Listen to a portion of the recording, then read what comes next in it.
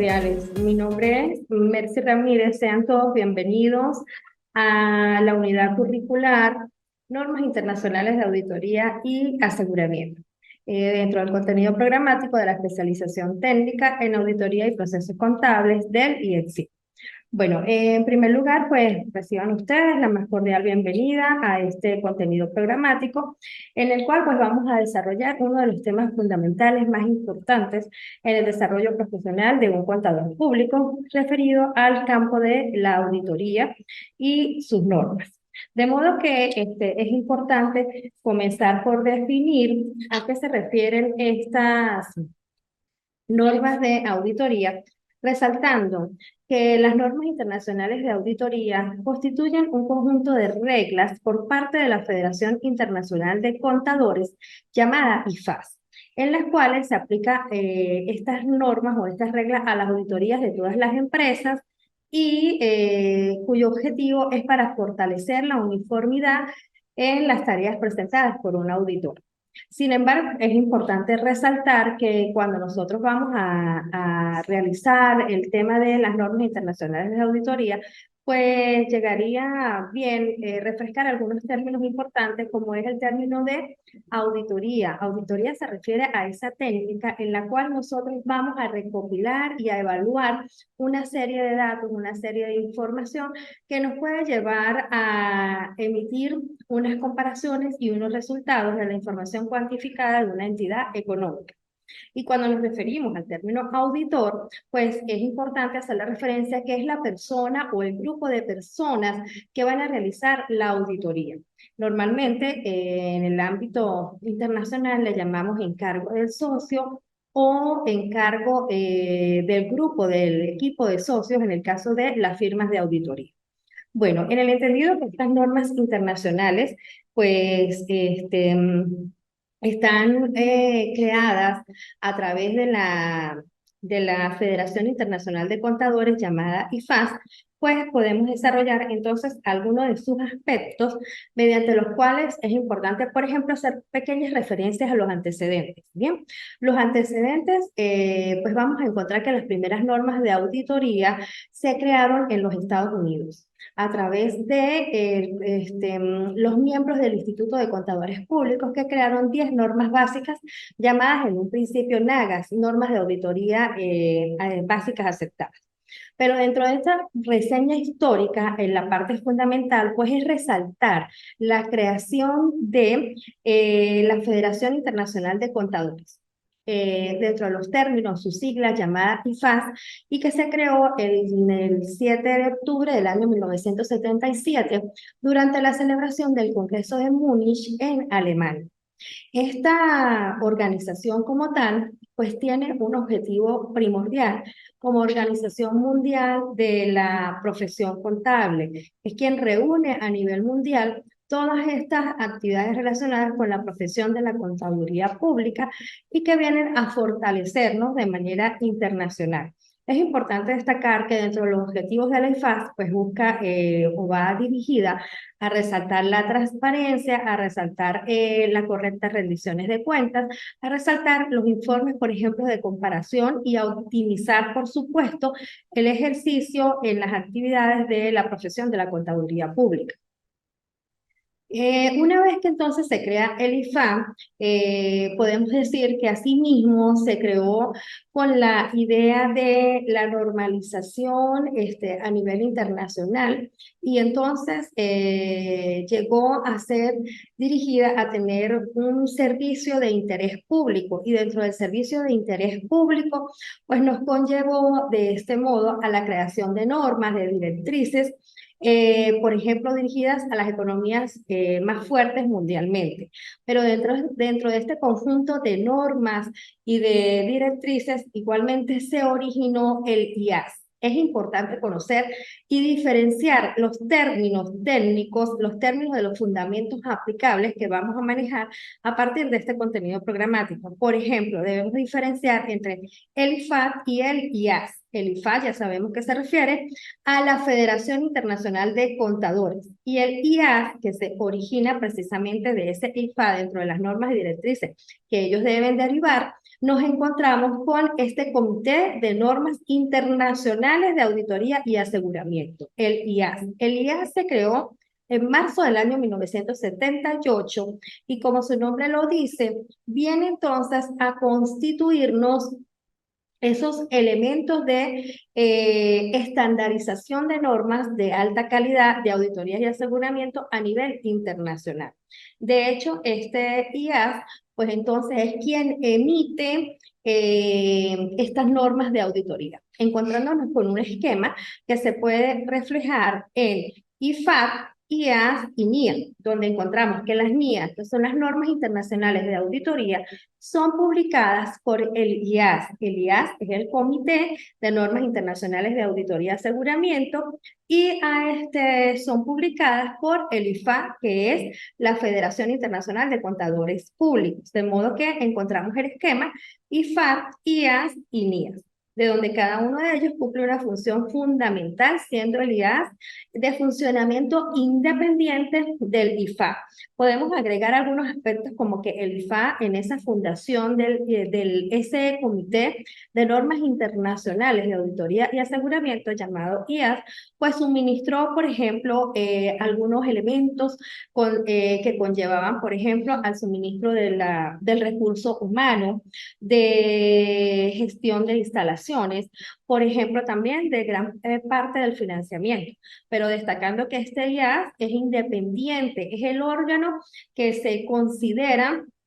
de normalización independiente en estas normas internacionales y que tiene como objetivo principal conllevarnos a crear y a lograr, por supuesto, un mejor servicio, la prestación de un servicio de calidad y la optimización en las tareas de un auditor o la optimización en la función de la contaduría pública en unas ramas específicas y centradas, por supuesto, en las normas de auditoría y aseguramiento en una entidad económica.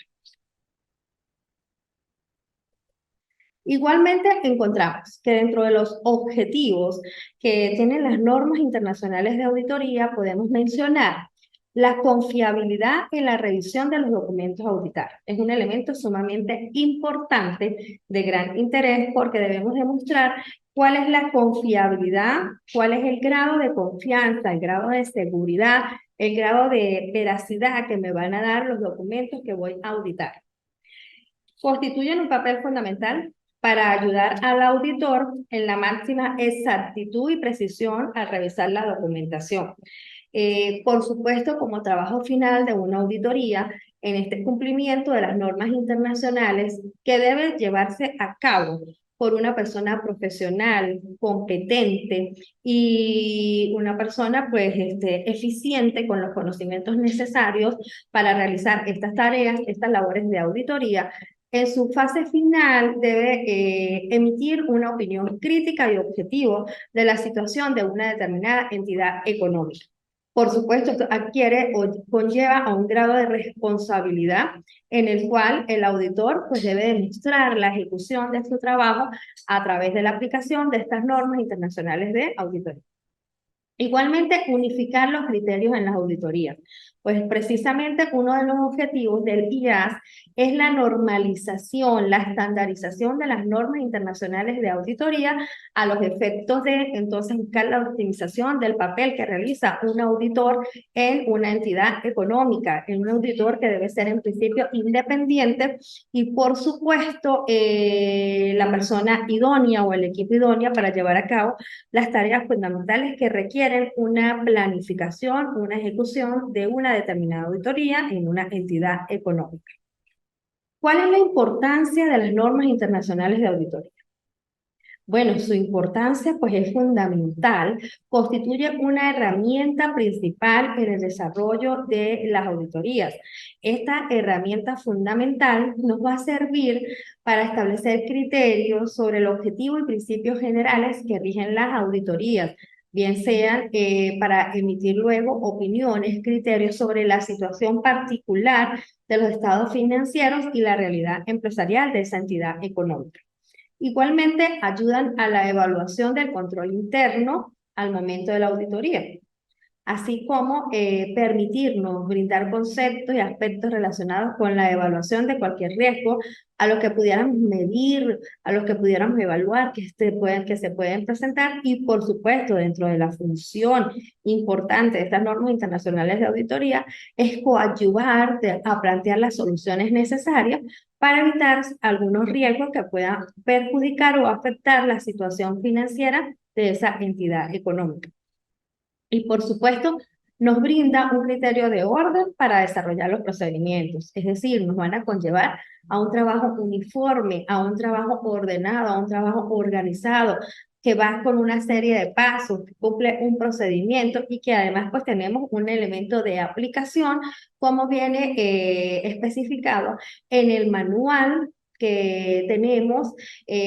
publicado por la IFA en el año 2018 y que constituye en este momento el fundamento aplicable para llevar a cabo la ejecución de la auditoría, por supuesto con base a las normas internacionales de auditoría.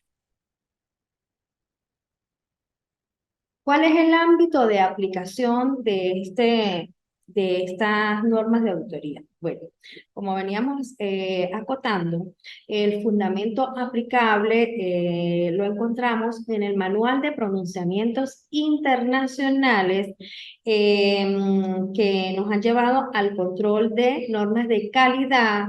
auditoría, revisión, otros encargos de aseguramiento y servicios relacionados emitidos por el IAS. Recordemos que el IAS es el Comité de Normas Internacionales de Auditoría y Aseguramiento y fueron publicadas en este manual en el año 2018 por la IFA. La IFA es la Federación Internacional de Contadores, y entonces aplicamos el esquema que habíamos mencionado. El IAS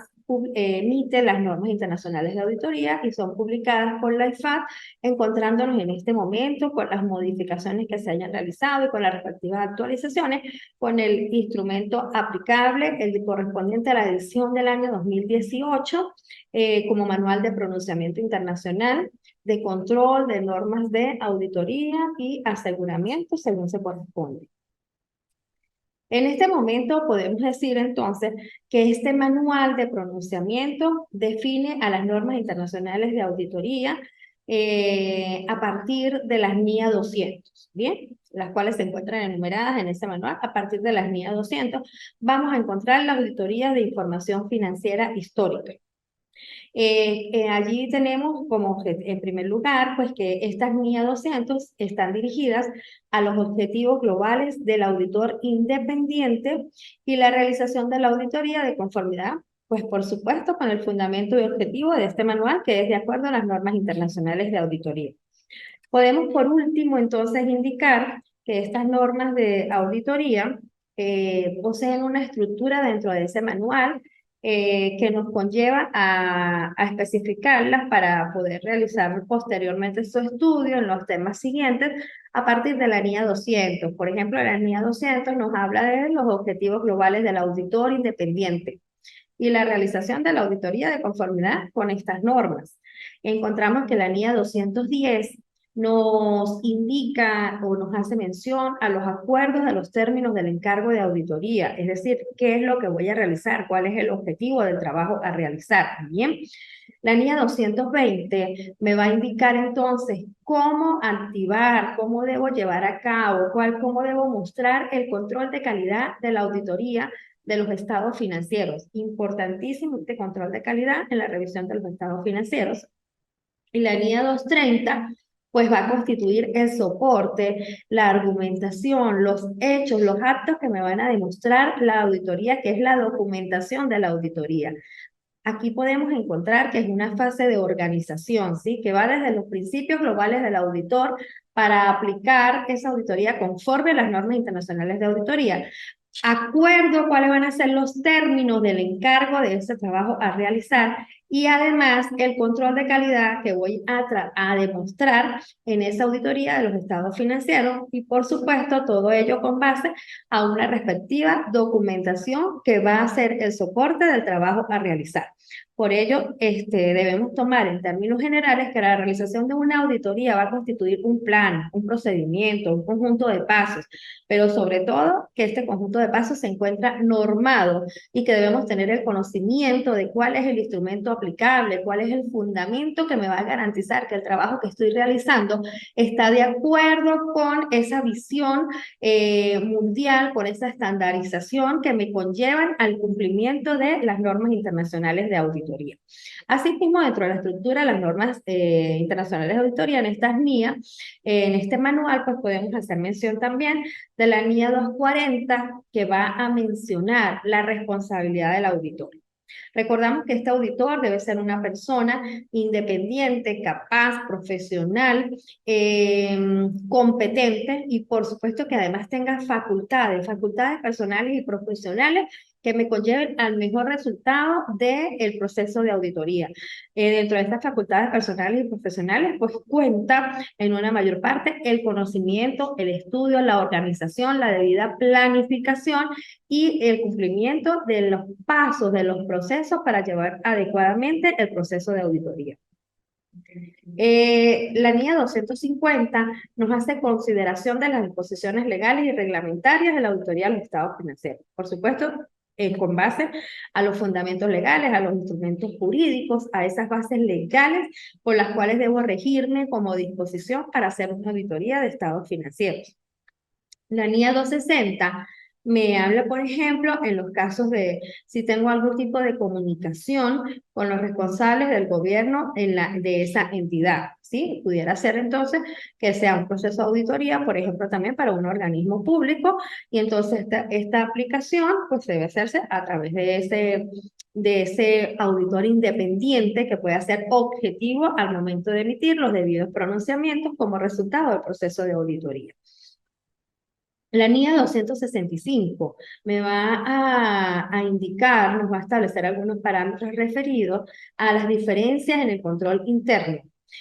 a los responsables del gobierno y a la dirección de la entidad. Por supuesto que estas normas se adecuarán a la naturaleza, a la actividad que realice la entidad para la cual estamos desarrollando la correspondiente auditoría.